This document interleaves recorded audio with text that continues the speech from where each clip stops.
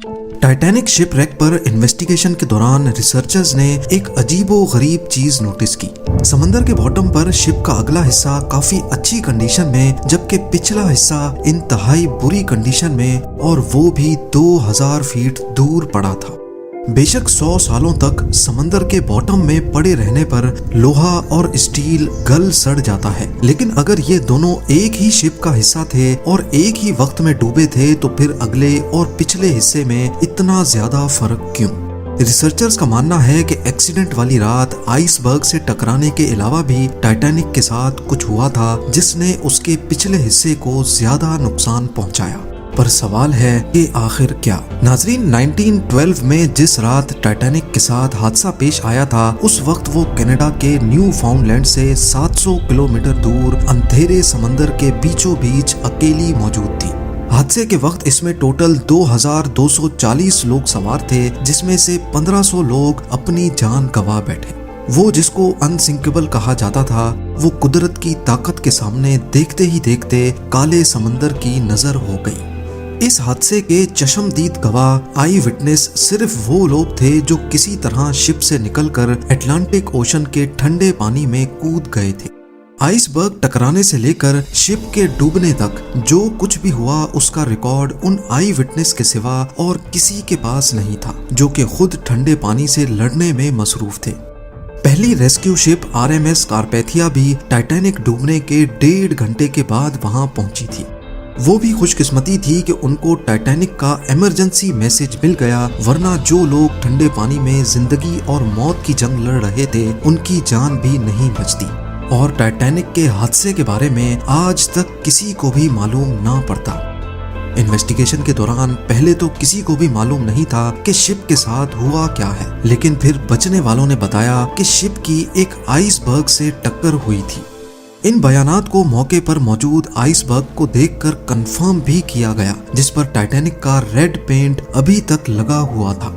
हादसे के बाद आई विटनेस और एविडेंस को देखते हुए इन्वेस्टिगेशन रिपोर्ट में बताया गया कि टाइटैनिक के राइट साइड पे आइसबर्ग ने 300 फुट बड़ा सुराख छोड़ दिया था, यानी टाइटैनिक की पूरी साइड का 1/3 हिस्सा फट गया। पर दूसरी तरफ आई विटनेस का कहना था कि शिप को डूबने में करीब 2.5 घंटे लगे थे।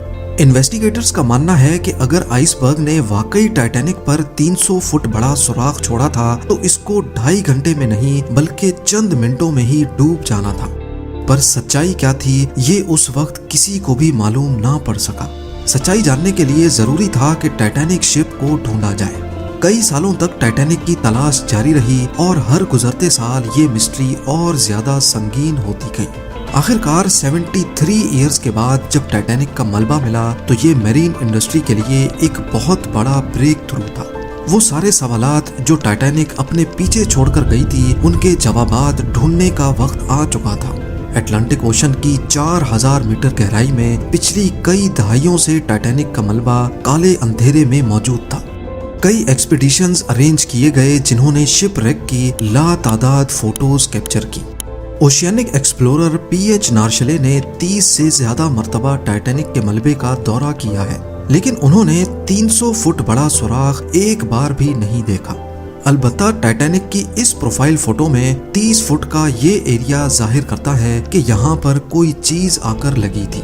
इसका एरिया सिर्फ 11 स्क्वायर फीट बनता है और कैलकुलेशंस के हिसाब से देखा जाए तो इसमें से 370 गैलन पानी हर सेकंड में टाइटैनिक के अंदर जमा हो सकता था।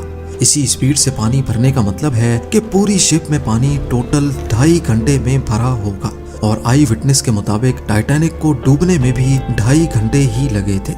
यानी एक मिस्ट्री तो सॉल्व हो गई कि टाइटैनिक में 300 फुट बड़ा सुराख नहीं था बल्कि सिर्फ 30 फीट बड़ा क्रैक पड़ा था।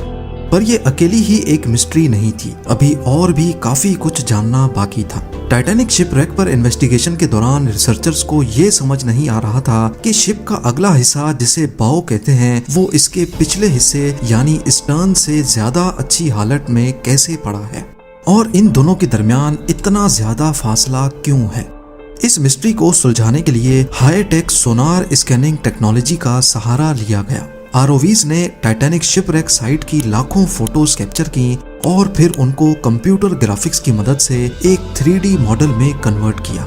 इस मॉडल में वो तमाम डिटेल्स भी थीं जिनको नॉर्मली इस गहराई में कोई आम कैमरा या इंसानी आंख नहीं देख सकती।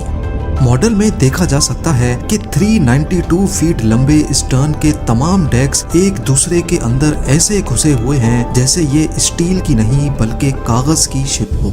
मुख्तलिफ पार्ट्स शिप से अलग होकर आस पास बिखरे हुए हैं। सिर्फ इसमें लगे दो किसी घर की साइज जितने बड़े इंजन हैं जो इसके साथ जुड़े हुए हैं। इसी मॉडल में एक और अहम इशारा भी छुपा है, वो इशारा जो स्टर्न की इस हालत के बारे में बता रहा है। 110 साल पहले स्टर्न जब ओशन फ्लोर से आकर टकराया तो उसके निशानात आज तक यहाँ छपे हुए हैं, जिनको सिर्फ 3D मॉडल के जरिए ही देखा जा सकता है। इन निशानात से जाहिर होता है कि स्टर्न जिस वक्त ओशन फ्लोर से टकराया तो वो एंटी क्लॉकवाइज घूम रहा था। साइंसदान इन निशानात से अंदाजा लगा सकते हैं कि स्टर्न उस वक्त हैरत अंगेज तौर पे 80 किलोमीटर पर आवर की स्पीड से पानी के अंदर जा रहा था।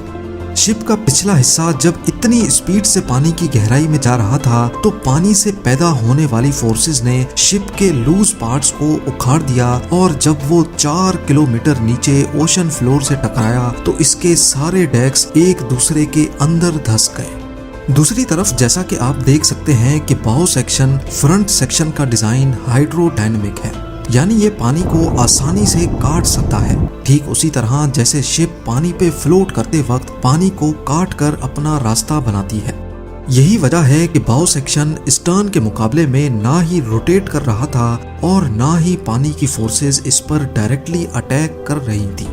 आखिरकार 110 साल पहले होने वाले हादसे की एक और मिस्ट्री को भी सुलझा लिया गया।